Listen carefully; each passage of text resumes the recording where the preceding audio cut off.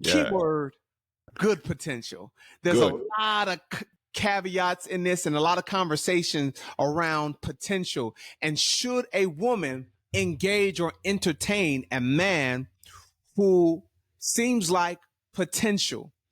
I think first we got to go into defining the word potential and what that would mean. Because on one end, it can mean something for somebody else. And on another end, it can mean something for other people. And I want to make sure that we're not bumping heads with this conversation.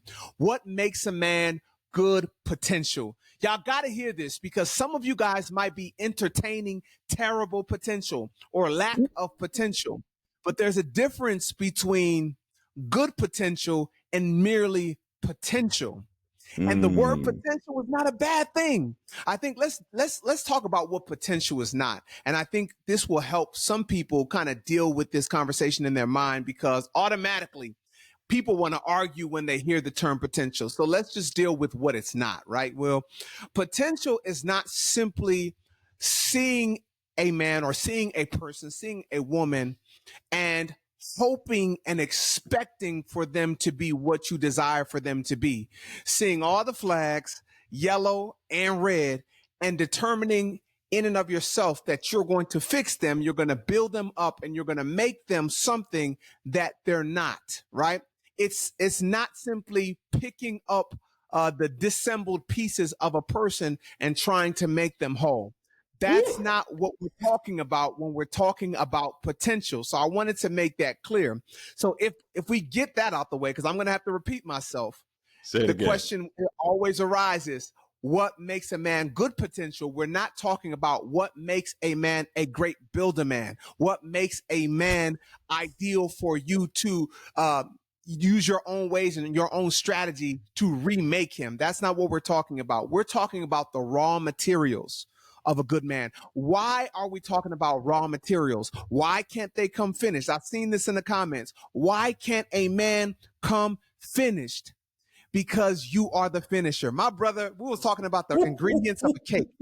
We're talking about the ingredients of a cake, and we're talking about, man, so many women look at the ingredients of a good cake and say, no, I can't mess with that. I want a cake. I want a real cake, but you're looking at real ingredients. And my brother said, you don't know, you might just be the whisk. That was crazy to me. Like, God is using you to see those ingredients and apply yourself to bring it all together. You are the finishing touch. When God called you to be help, Eve, God called you to be the finishing touch on the raw materials of a man. I'm going to say this and I'm going to pass this over to Will. This is to say, come on, you got to value yourself. Until you're in the picture, Miss Good Woman, all you can possibly see in a man that will potentially be yours is raw materials or good potential.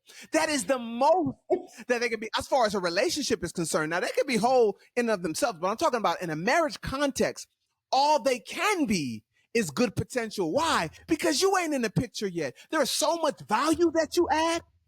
There's so much strength and solidarity that you add. There's so much peace that you allow him to see. There is so much that he's able to gain from your presence, gain from your wisdom, gain from all that God has deposited in you. When you say, why can't a man be whole before he meets me? That means that there is nothing that you can add as far as value to this man's life. And I dare not say, if you're a good woman, that is true about you.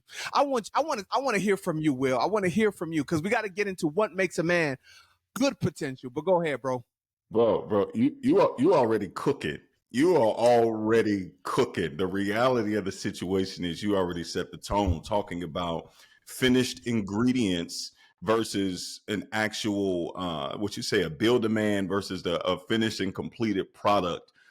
So my question first starts with why you set that tone of what potential is and what potential isn't. My question first is, before we can identify if a man is good potential, then first we have to come back and sort of assess initially if as a woman, if our sisters are in places where they are good stewards of potential, right? So we first are jumping into the aspect of saying, okay, I want someone who's coming packaged, but so then we'll have to ask the question, what am I able to steward first? Right? Like where is my stewardship level? Am I able to steward what I actually desire? Or am I to the place where I'm understanding that whatever I am coming into, I need to, like you say, add value? Because the thing is, how a man works is whatever gets a man to a place of completion or success is what a man solidifies himself in. So if I, as a man, am building, and the people who have been with me, who have helped me build, are my bros, and I've built to a place where I've gotten now to a place of completed success, this is how a man will value his bros over his wife, because his bros help him build. And it's in the space of saying, okay, where can I come in and identify, like you said, where do I add value, and how can I be a good steward of the process? Like, if you want something that's completed, then if you come into something that's completed, you become more of an accessory and not a necessity. So in the space where now I'm trying to work in spaces to where it's like, okay, you know what? I just want to have somebody that's completed. Okay, well, now you are not on the top priority list. Then now it's my work comes first, and now a man, puts his business partners first, and why you always got to go be with your boys, and why does it seem like I get the last bit of you? Well, if you come into the process where I only have space for a little bit, then when it's time for me to give you, that's the capacity that I have to give. So it's in a space now of saying, okay, what is my potential to steward, one, as a woman, and then two, where do I want to rank on the priority list?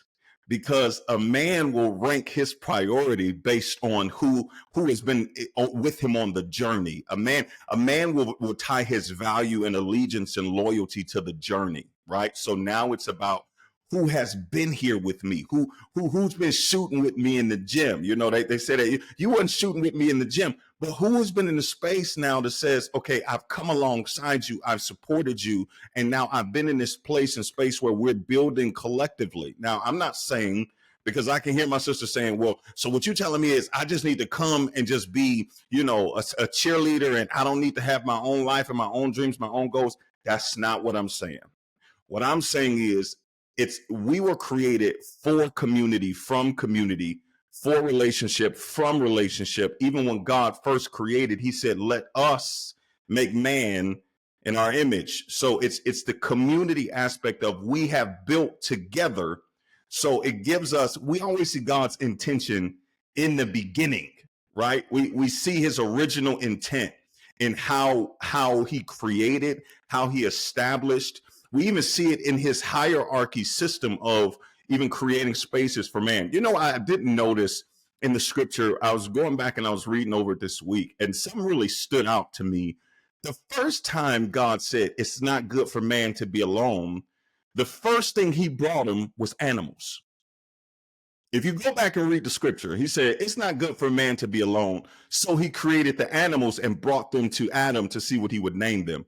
So he gave them a place of responsibility. And then God said, that's not enough. That's not enough. Now, why would he do that? Right? It's because if I'm made in the image of God, there's a hierarchy in heaven. So as God is king and he sits on the throne in his kingdom, if I'm creating man to have dominion and be king on earth, then I need to have places and spaces where he has authority and rule. So insert the animals. So then now when he says, okay, you know what? It's still not good for him to be alone. That was cool. Now he has responsibility and authority. I need to now put him to sleep so that I can construct the person who is supposed to help him steward the responsibility. And a lot of times I think that we're looking at the potential of reaping the rewards of responsibility and not the actual work of responsibility. So we first got to start there. We got to start there. What am I called to steward, and where do I want to rank on the priority list? Because what we see is if a man is good potential, the question first then comes into play. Okay, are you looking for a man in the aspect of what he can provide, or are we looking in the aspect of what we can produce together?